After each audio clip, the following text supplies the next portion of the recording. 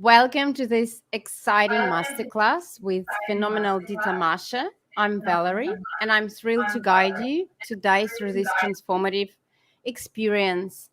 And today we'll delve into the fusion of somatic psychotherapy and art therapy within somatic therapy. And today I'm welcoming Ditte Marcher, the international luminary from Bodynamic. As many as you may know, I've been working with Ukrainian refugees in Melbourne, aiming to provide practical exercises for the therapeutical journey. And during my research, I stumbled upon one incredible resource. On the Bodynamic website, I found a treasure of practical exercises offered to Ukrainian refugees and people that are going through conflict during the war, before and after.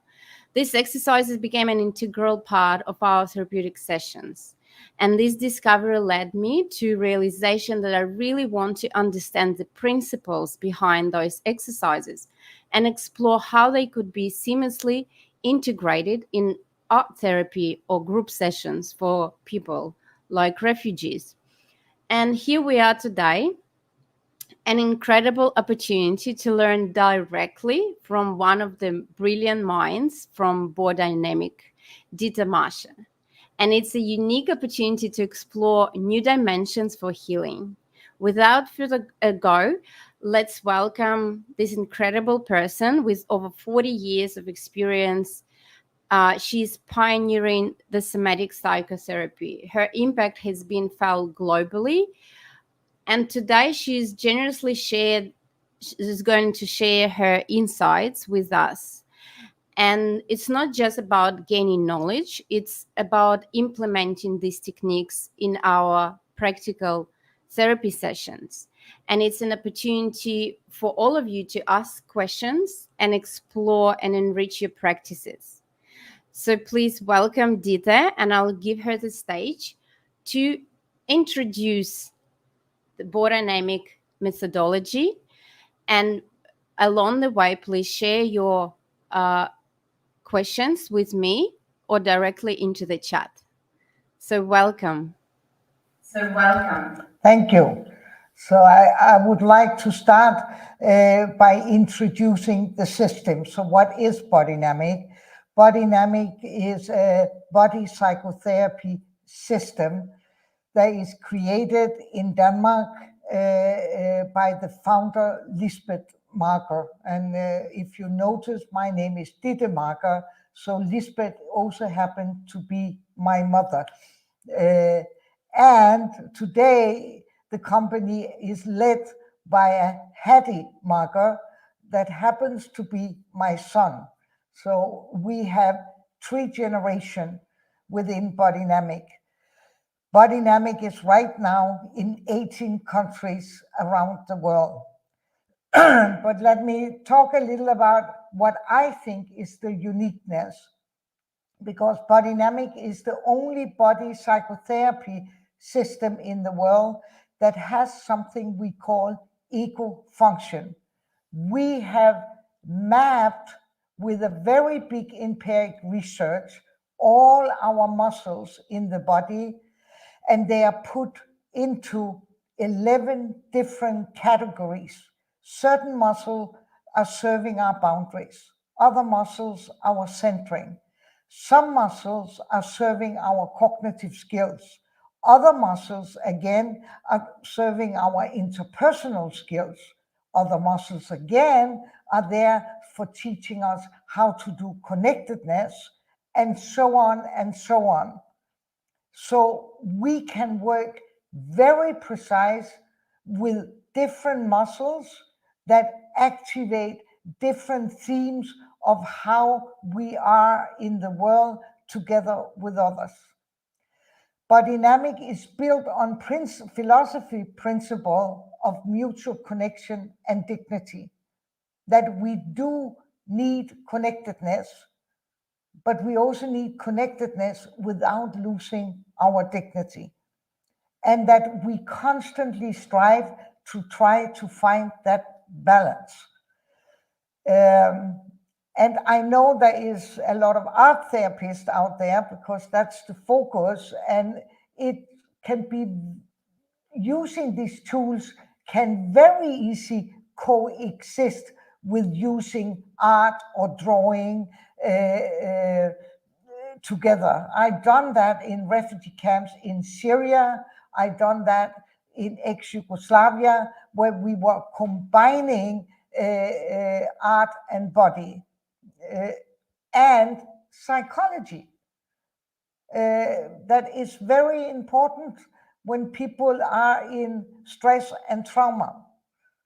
In Bodynamic, we also created 7 developmental stages, but they are built on a healthy child's development. And then what could happen if that gets erupted in different stages. And here also, we focus on the motoric development together with the psychological development. So Ditte Marcher came from a tradition of body. She was a relaxation therapist that was working with the body, and through the body, she got interested and curious of the psychological issue that was waking up in people when you worked with their body. And out of that, she built a very big empiric research of 10,000 cases. And that ended up becoming the ego functions. Or you could also use other words. Your developmental stages, you get different kind of behavior to try to balance mutual connection and dignity. Sometimes you withdraw, sometimes you push away to try to protect yourself. But you also have different skills. So sometimes you become too strict in your boundaries. Other people lose their boundaries. Some people hold on to their center so much that they literally lose the connection, and other people give up their center to try to stay in connection. These are not just something that happens in your frontal lobe. This happens in your body. And you have to remember one thing we have in common. Doesn't matter what country we come from or what religion we have, we all have a body. And we all grasp the world before we understand it. So we all develop from a body ego into the mind, not from the mind into the body, but the other way around. And that's why our foundation is our body. And memories lies inside the body. And they cannot just be changed by thoughts if it's not connected to where they are stored. And they are stored in the body. And that is something not only Bodynamic says, but that is something most trauma experts agree about. Bessel van der Kolk wrote a book, The Body Keeps the Score. It's in the body. So it's very, very important that we include the body. Doesn't matter what we do. If we do art, if we do cognitive therapy, we need to find a way to include the body. And here, I think Bodynamic has a lot of resources to be able to target specific body exercises to specific issues or problem in a person's life. So we have this research started in the mid-60s. So Bodynamic had existed as a school and an institution since 1982, and we have done education since 1983. Not in Australia, not yet. You're so far away. But we have done it in Brazil, we have done it in America, We do have trainings right now in Canada and in Turkey. We have done it in England, in Denmark, in Poland. And one of the things I have been very passionate about is how to work with veterans. And that started in my own country, creating a program for veterans around post-traumatic stress disorder. And this program, later, during the war in 2014 in Ukraine, we started building it there and implemented it in Ukraine. And it's still running. And some of you might know Invictus Games. So the Ukrainian team that goes to Invictus Games have their psychologists with them, and they are all Bodynamic trained. I have worked in and out of war zones for 27 years. I have worked with refugees. I have worked with displaced people. I have worked in catastrophe area, earthquake, fires, and other kind of catastrophes, train catastrophes. So I know a little bit about what happens when people go in to high stress or when people go into a shock state. I even had soldiers when they were or are in the trenches in Ukraine now, calling me and say, can you remind me, I need to ground myself a little more. I need to find my center. I need to find back because I'm totally dissociated. So you can also use your body in active service to give yourself small breaks between the battle or give you small breaks between high stress. A little landing is always good. Of course, in a war situation, you cannot totally land, but having a little break is always a good thing in between bombing, break, bombing, landing a little. So one thing I would like to show you. So now I'm going to go to another screen here. If you imagine for a moment that this is yours or mine personality, this is our cognitive ability. This is where we have our body ego, our individual ego, our role ego, our observant ego. This is the area where we are used to live and handle life from. Then suddenly something happens where we do not have the tools in here. We don't have the tools to deal with the situation from this place. We get overwhelmed. And when we get overwhelmed, our personality simply starts to break. It goes into pieces, you know, like this, and it blows up in the air. And we go into another place to deal with the emergency or the situation. This other place is called the me, not the I, but the me. And in this place, you have your reflex, your fascia, your instinct, you have all your automatic skills, you have your ancestors' knowledge, you have the collective knowledge, but it lies out of your consciousness. That's what's called a shock state. You go into a shock state where you are faster, where the brain closed for everything you don't need and open for the senses you do need. So you become faster, you can react, you can access knowledge that this part could not access or could not handle. So after such a state, we have to go back to the frontal lobe and the upper cortex And we come back. I'm going to move a piece of paper a little closer here.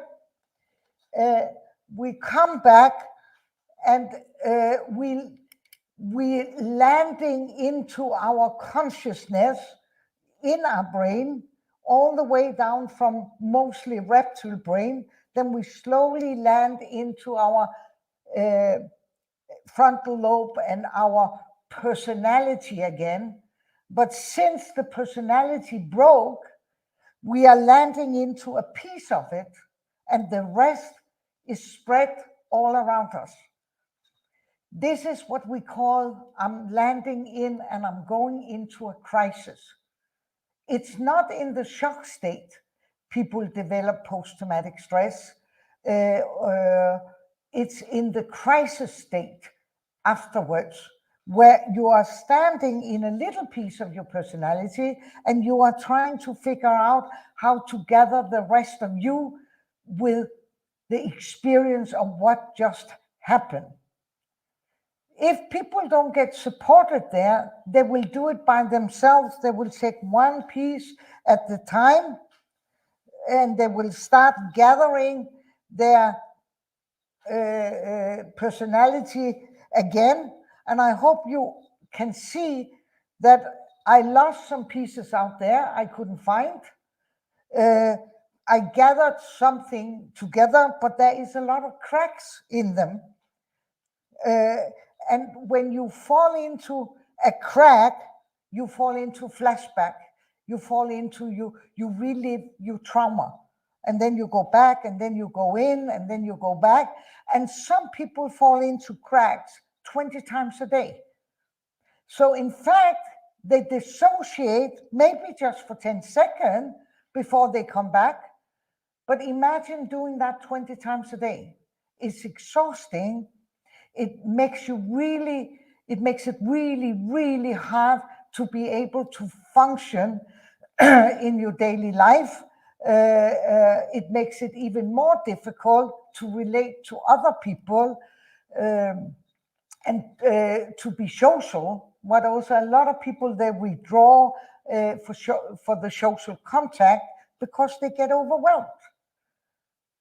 So then you have a person who don't know really how to come back into themselves. And that's where the body comes in. If you dissociate, if you dissociate from your consciousness and you need to come back, you need a better body ego to come back. Because we are living in a dissociation because we get overwhelmed by our emotions. So we live into the instinct. So if I have to land terror into fear, because fear is an emotion, terror is an instinct, I need a body ego that can contain it, that can be with it, that can land it. I need to be able to grasp the reality. I need to be able to let the ground meet me again. I need to be able to sense my body again without getting so overwhelmed that I'm leaving my body.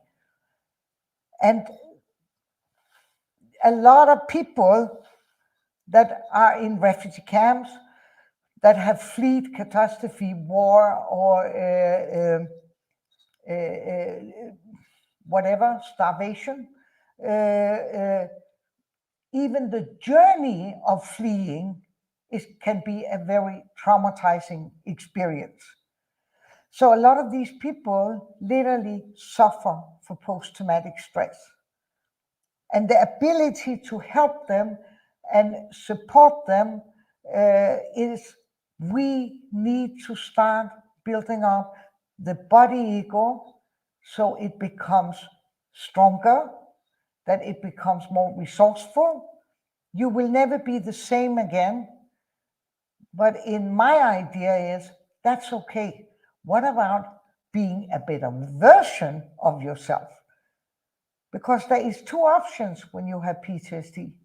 You can grow from it, or you can exploit. or employ losing yourself. I choose the growth. And that means reorienting and re-strengthen my body ego so it can include the horrible thing that happened to me, because we're constantly trying to exclude it. That's also what overwhelms us. We want to get back to where we were before, but we cannot go there. We lost it. Every shock, trauma, is we lose some part of our innocence, and we have to reorient and owning this is who I am now. And the best tool is through the body into the mind, owning your spirit. Okay, that was a little illustration. So now I'm going back again a little for a little while.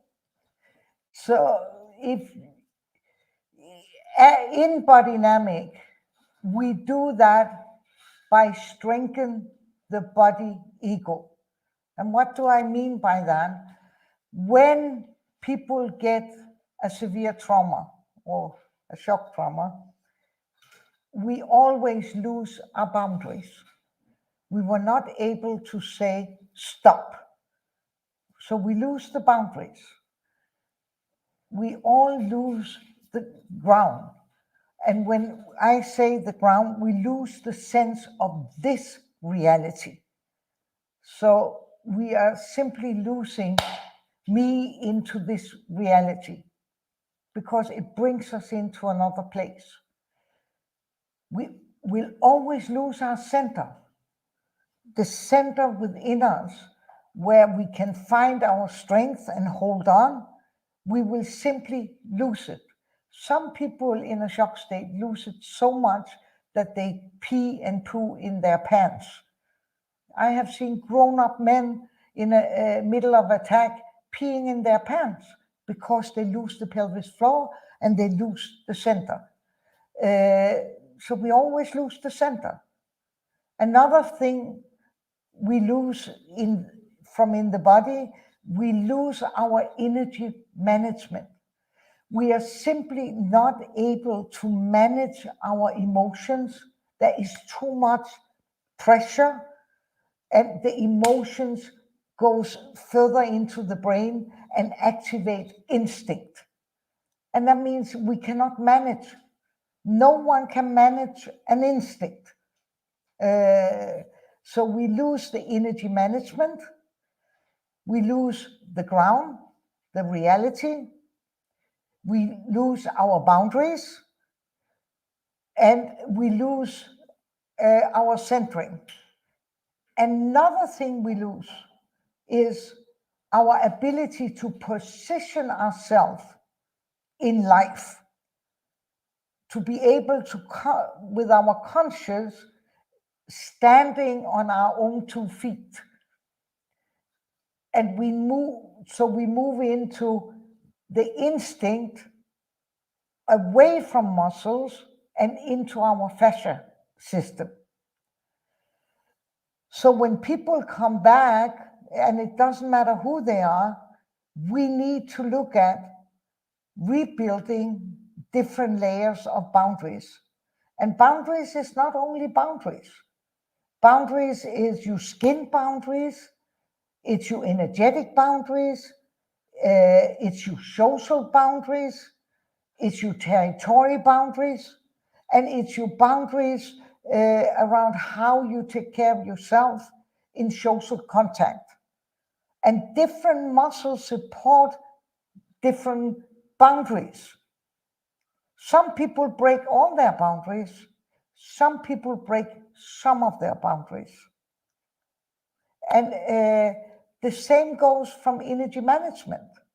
What kind of energy management did I lose, or did I lose everything? Or the same goes when you're talking about you grounding reality testing. Did I dissociate so much that I literally had an out-of-body experience totally? I saw everything from out here, and I don't know how to come back. Or I only came back 50% and the rest is still sitting out here somewhere.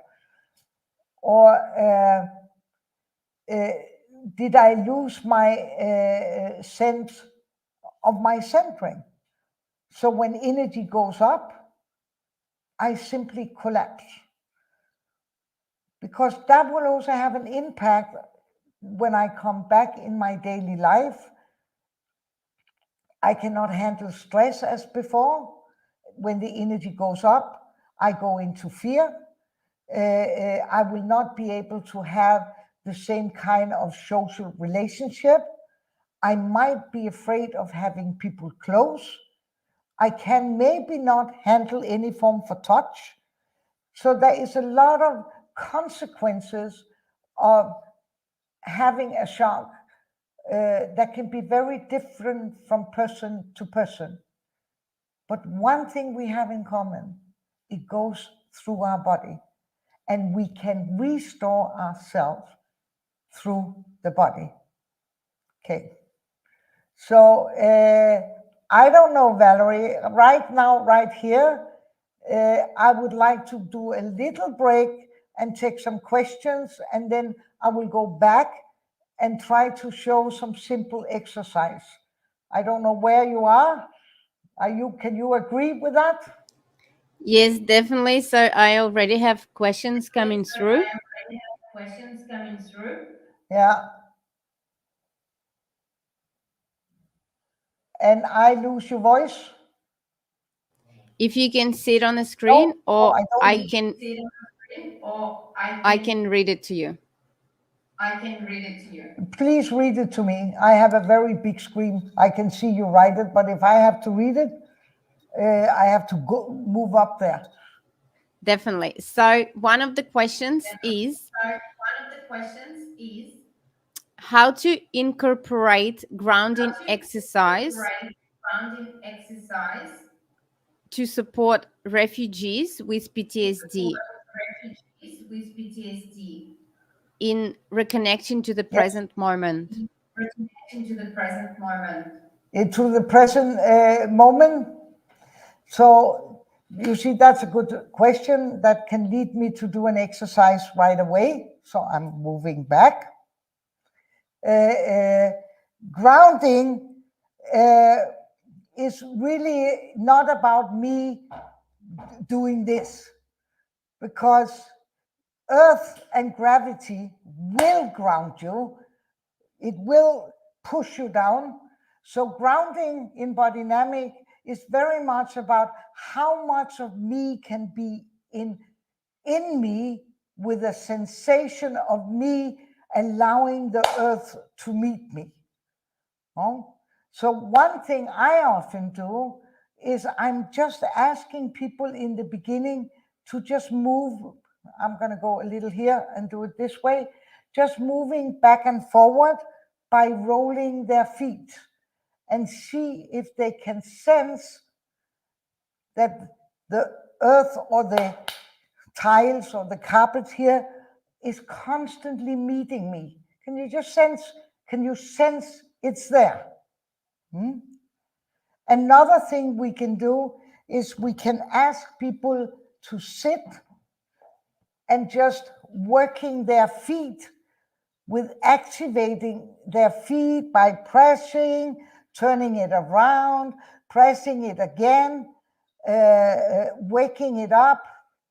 Also do the toes, so you come all the way around the back of the foot, and then you can ask them to stand up. Do this for about, I have to have the shoes on again. Do this for about 3-4 minutes, waking up the foot, and then ask them to stand up and ask them, can you sense a difference between the foot, that's the way, the foot you worked with and the foot you don't work with. And it's very interesting because I can already see in the camera that I'm more, I'm more down here This leg is literally longer, and here my hip is more lifted. Just by doing it this little. I never done this exercise with anyone without they can start sensing, there is a difference. This is a very good way of beginning. All your soul muscles under your feet are part of you really sensing yourself into this reality. And then there is another thing you can ask people to do. You can ask them to have soft knees and then stand and go back and forward. And when they are backwards, they lift their toes. When they go forward, they grab with the toes. Then you start working with muscle that has to do with how I integrate this reality. If you look at small children do this movement. They grasp the breast with their hands from the little finger in the beginning, but you will notice they cannot do this movement without they constantly moving their toes. This goes on all the way to they are around 1 year old. So next time you go to the airport and you look at a child, notice that when they move their hands, their feet are moving too, and particularly their toes. I grasp the world. I integrate what I grasp with my toes. So these two are very good for grounding and for reality testing. Then there is another really good exercise. It's literally putting your hand on your head. Now I'm going to do it like this. And you make a little pressure down. And the moment you make a pressure, you make your neck long, not by looking down, but by moving your chin in. So it looks a little like this. Now maybe we're going to have the double camera on. Yeah. So it looks a little like this. Oh, sorry. It looks a little like this. Down, in with the cheek, look straight and put a pressure on the head. Okay. I'm going back. Thank you so much. And I have more coming through. And I would like to start following on what you've just done with the grounding exercise. So I have a question. When you work with somebody with trauma or loss of control, to build trust for them to start doing these exercises and to create safety within.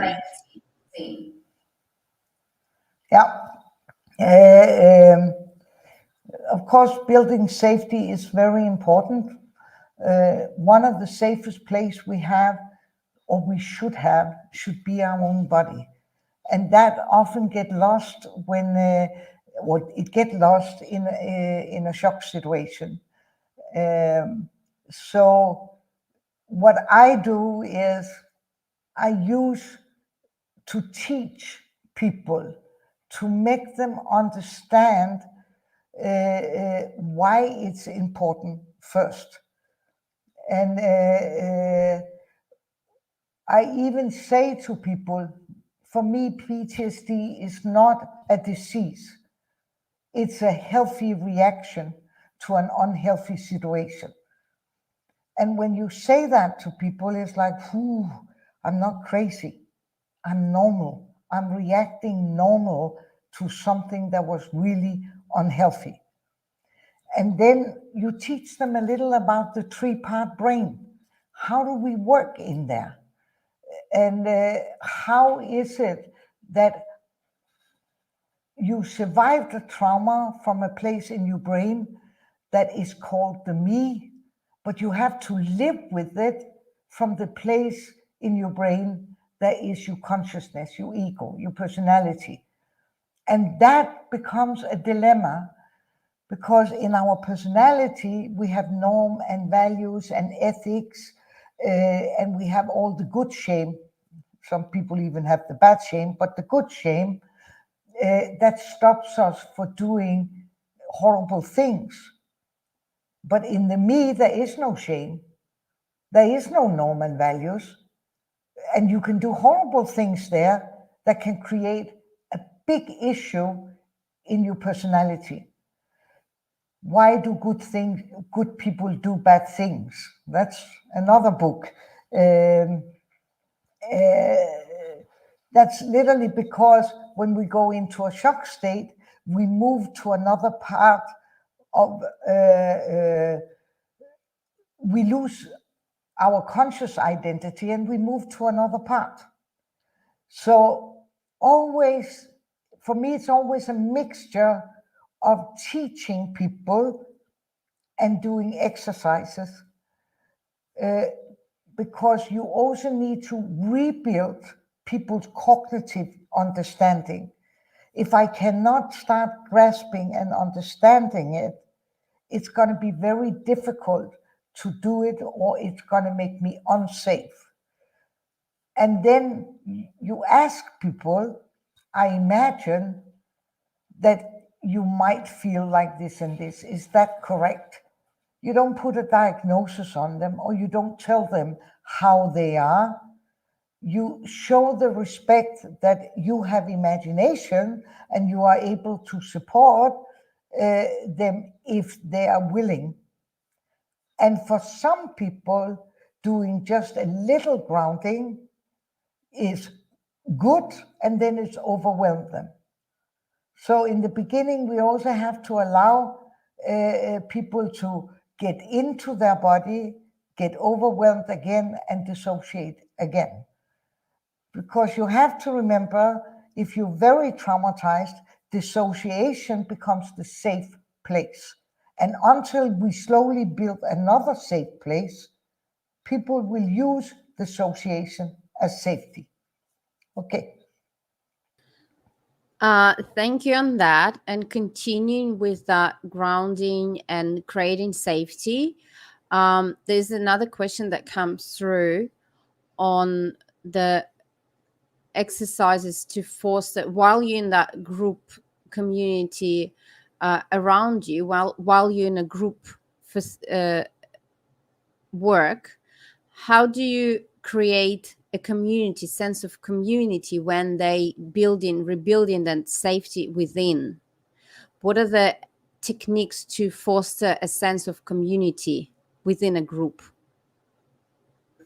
I think that's one of the plus with people with trauma. It is that you do work where people have some of the same wound, and you bring them together. I believe that, for example, post-traumatic stress, I don't think you can release it in individual therapy. You need a group, because you got disconnected in some way for your community or your pack or your so you need to get back into the sense of belonging, and there you can do many things. You can use the technique of that the group has to draw a big picture, but they have to do it together.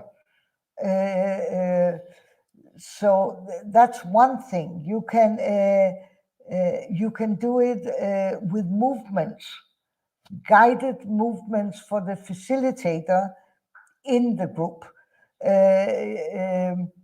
You can do it with exercise that include 2 or 2 or 3 and 3 in a slowly form.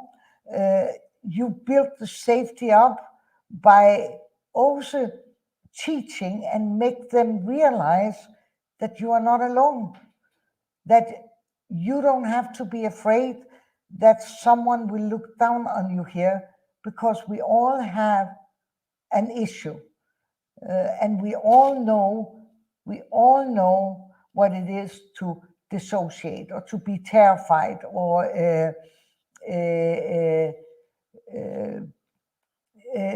to be very afraid, or we all know how to be so angry that we fall into rage and want to kill. So you create it by even, if anyone wants to join my group of the terrified, and you create subgroups in the group constantly, and you build up slowly. Thank you I on would that. say, I want to add that I did a lot of veterans programs in Ukraine where we had 20, 30 people through for 16 days, not 16 days in a row. And we have worked with hundreds of people, and the people in their group, they're still keeping in touch.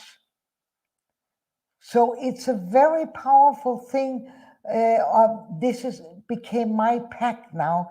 Even I go out in the world, go home or whatever, I have a pack.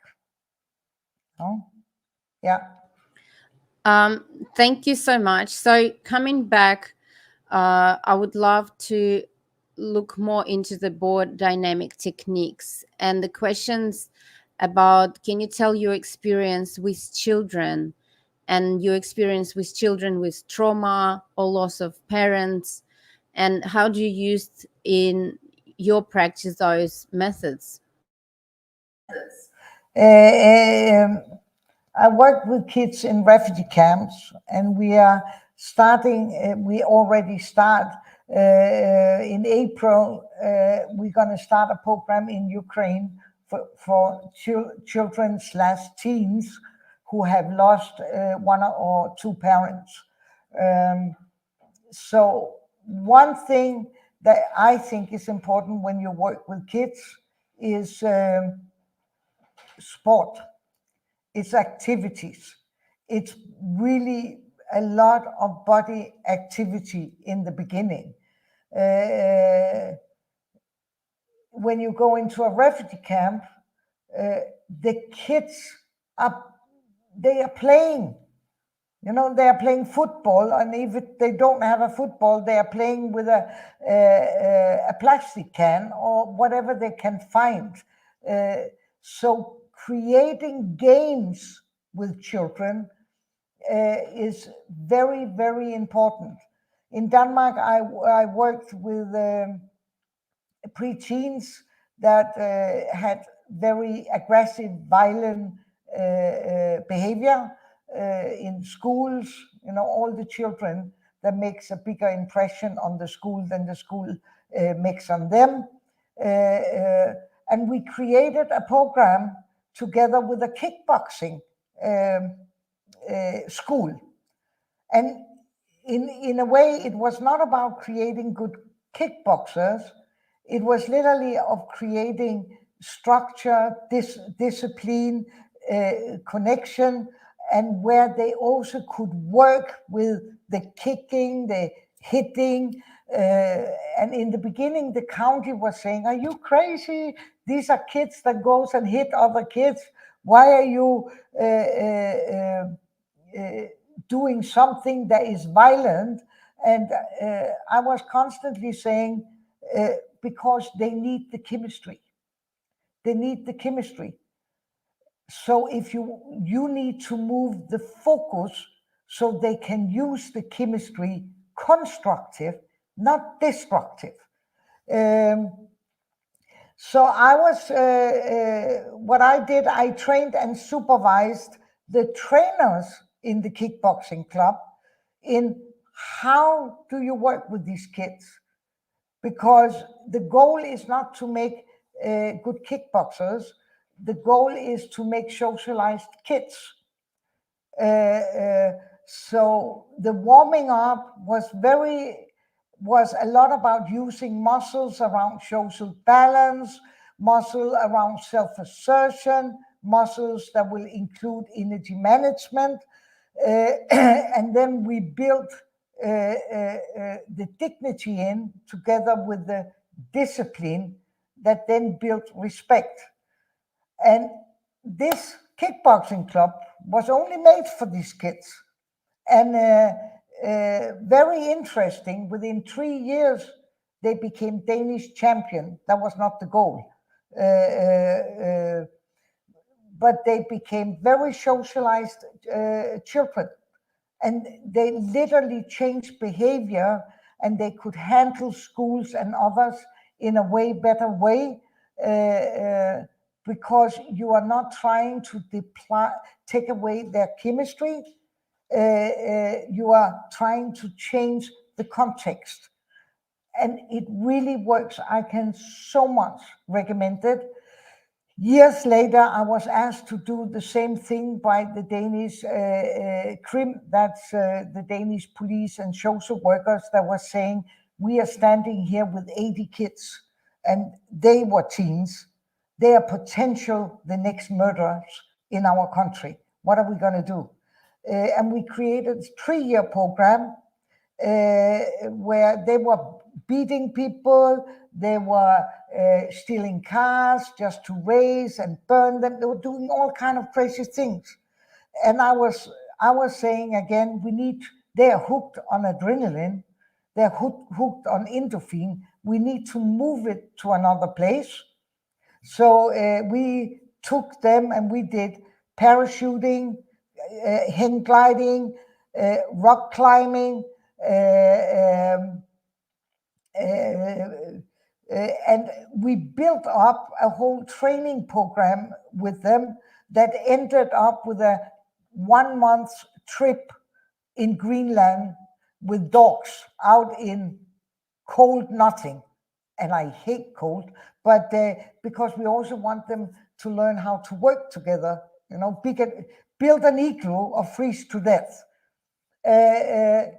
So they got activated, they got a lot of psychological support. And one of these young men ended up being Danish champion in parachuting. Another one is an amazing mountain climber. He climbed Mount Everest. So he's still hooked on his adrenaline, but now he's a hero. He's not a criminal. So sometimes change the context, because that's the difference between everybody go, whoa, I want to be like him, or you're going to rot up in a prison. So, but we have 2 people in Bodynamic who's really expert of working with kids, children, and they're even soon finished with the first book about it. And that is my son and his wife, Hattie and Christina. I don't work with children and teens anymore. I hope I answered the question. Yes, definitely you did. And I still have questions coming through, but I will keep it shorter. So there's one question. You mentioned that you work with Invictus Games and you trained people in Invictus Game at the moment. And what are the main exercises that you use for rebuilding that inner strength while they work with them? Well, sport is amazing. When people have lost their legs and their arms, or even are in a wheelchair, and they fall into, I'm useless, I cannot do anything. No, why didn't I die? Or the constantly, I cannot do. Learning and trying and getting into the movement through your body, and see how capable you are, even you have lost legs or arms. And it literally brings you back into your self-esteem, your self-worth. It brings you into being able to find new ways to ground yourself and to be in this reality, because it is a whole new way. 20 years ago, I think maybe a little over 20 years ago, I got this crazy idea because a friend asked me, "Oh, don't you go with me and hike Kilimanjaro?" And I just went, "Oh yeah, good idea." Gee, been there, done that. And when I was halfway up, I started struggling of getting up there. And, I'm turning my head, standing there going with all with my two arms and leg going, "Ah, I cannot breathe." And I turn my head and up comes a guy running and goes past us all. And he's lacking two legs. He has these running legs and he is just getting up there. And I'm standing there with arms and legs and I cannot, and I'm like, should I go down again? Should I give up? And he just passed me. And well, I used my will to get all the way up. And I talked with him after, and he was like saying, even I don't have legs, I have legs. And hiking and my ability to not give up my life because I didn't have legs have changed his life. And that's what Invictus Game does for a lot of veterans. It gives them their ability back into themselves. If I can do this, I can also handle a job in the civilian or do other things, instead of saying, I cannot, I cannot, I cannot, and then isolate you more. And it gets your dignity back. I can go out and get a girlfriend or boyfriend. I can have a relationship. I can have children. What is going to be very important in a country like Ukraine, because so many people, women, men, have lost limbs. So you don't become a lower person, but that has to be sensed from within. And that's one of the things that Invictus Game managed to give these people. Get them back to their center, get them into sense their dignity, their spine, not going and be ashamed of themselves, but literally earning, I can be proud of me for who I am. And I guess that's the most amazing covering up. And I have just one more question from myself, if I may. So coming back to the center, finding your dignity, getting back into understanding how to live this life. How do you see the society, the humanity going through all these mental challenges, people losing their dignity during these war times? What are the things that you see that can bring us back as humanity back together and be strong as a society?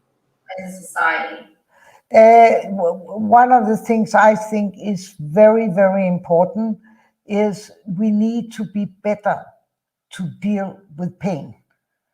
A lot of cruelty is not done out of hate. It's not done out of aggression. It's done out of being terrified and being in pain and not knowing how to deal with pain.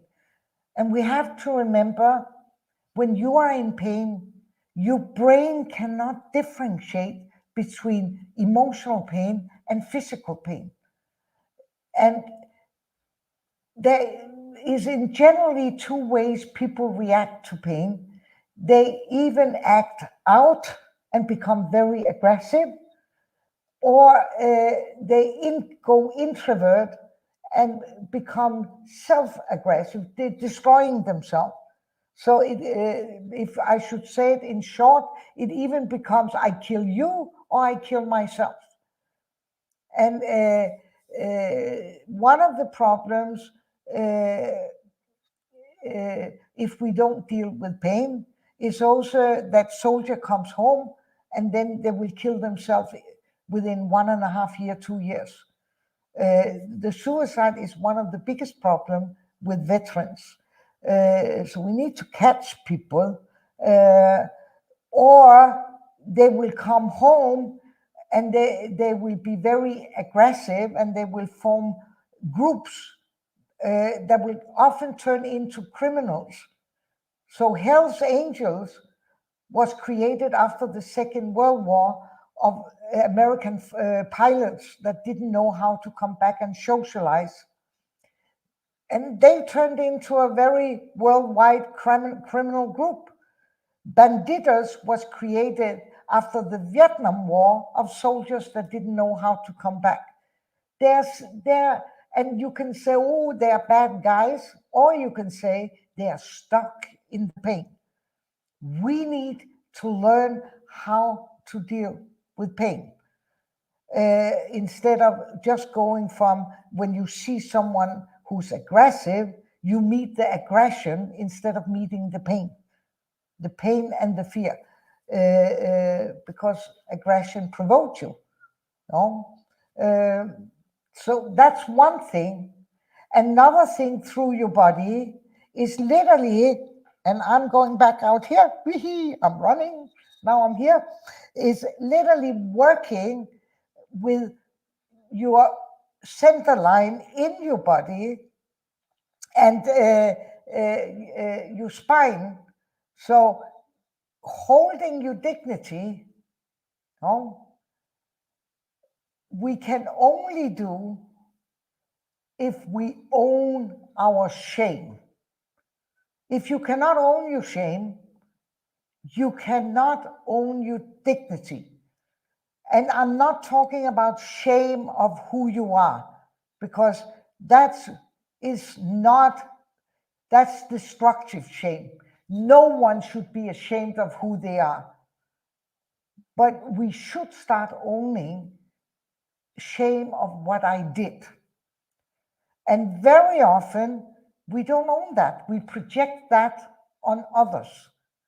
And the more you project, the more you deny the good, healthy shame that will drive us to change.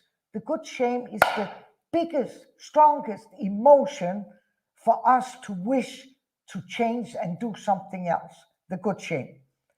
The shame of the doing, not the who I am. And if we keep on denying that, it ends up turning into the destructive shame where you become ashamed of who you are. And if you end up there, it's so overwhelming that you rather start to be shameless or blaming other people. I only did bad because you did bad, justifying your own evil with others' evil. That doesn't give you dignity. No? So we need to own the good shame. And that is a process that I do see the whole world needs, because we are looping in the evil axle of evil constantly into more and more white shame, where we try to take other people's dignity because we think it will give us dignity, but it doesn't. We will just all lose it. So dignity needs the emotion of the good shame. Very important. Yes? Yes, I find it very, very inspiring and very powerful to hear that from you, having all that experience. And also, I would want to ask about the Bodynamic. Could I say one thing more, please, about it? Because I have a little story. So one of my grandkids came home to me and should have a sleepover. So I'm standing and cooking, and she's like, then she's sitting there on a table, and then she said, "Grandma, Grandma, I'm so ashamed." And I got so surprised that I forgot the cooking. I ended up burning the food, and we had pizza. But then I turned around to her, and I said, "What are you ashamed of?" And then she tells me a story where in the school, she and another friend didn't want to play with another girl, and the other girl was starting crying, and even the girl cried. They turned around and left her behind. And now she was sitting, and she felt so ashamed. And instead of shaming your child, I turned around, and the first word I said to her when she told the story is, "I'm so proud of you. Your grandma could not be more proud of you. That you can make something that you don't like, and that you can feel ashamed about it. You should be so proud." And her body, even from sitting like this, she did like this. And then my question to her was, "So what would you like to do about it?" And she was sitting and thinking a little. So she said, "I think I will go to her tomorrow, and I will say sorry. That was not okay. And then I will include her in our game in the school."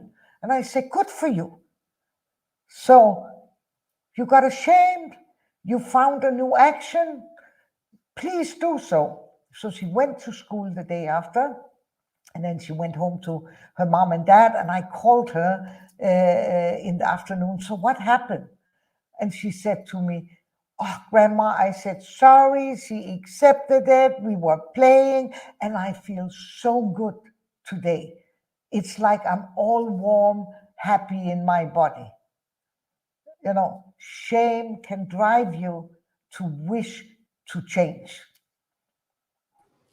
I Did you? love the stories about with kids because they bring that natural instinct that we all hold.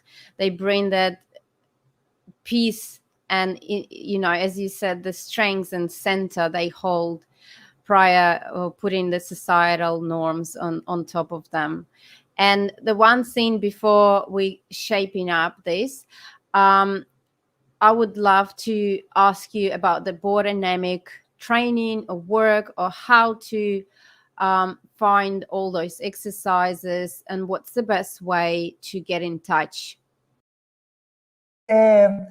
We during the beginning of in the beginning of and that's a little not in 2014, in the beginning of the second invasion, because that was of Russia into Ukraine.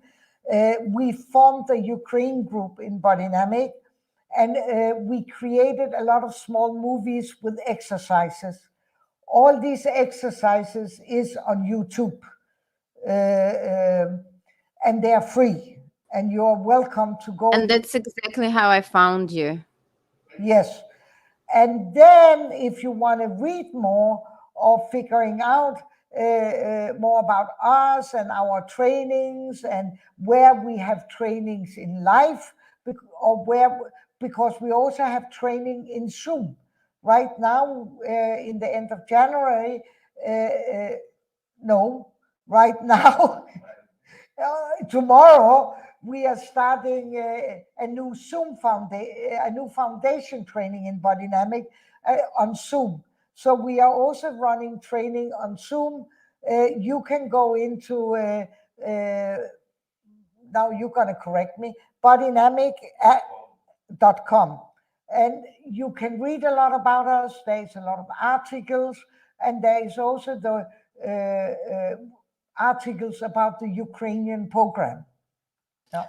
And I have put everything under this video, so There's a website and all the details about it. So as we wrap up this amazing masterclass, I want to express my gratitude to everyone who were participating and send the insightful questions. And thanks for Ditte to sharing this wisdom and experiences with us. Your insights have left an incredible mark of our understanding of what is somatic body experiences with Bodynamics. And I encourage everyone to continue exploring, experimenting, and integrating these practices into your practice.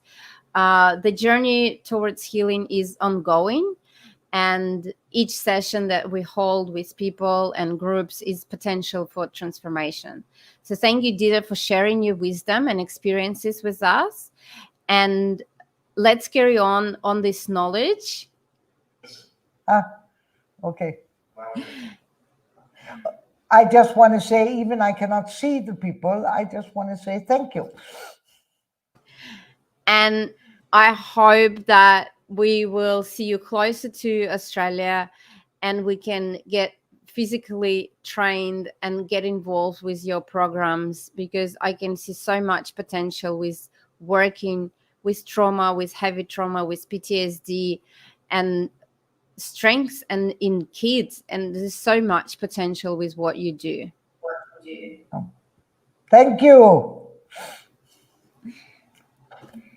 Thank you and see you later.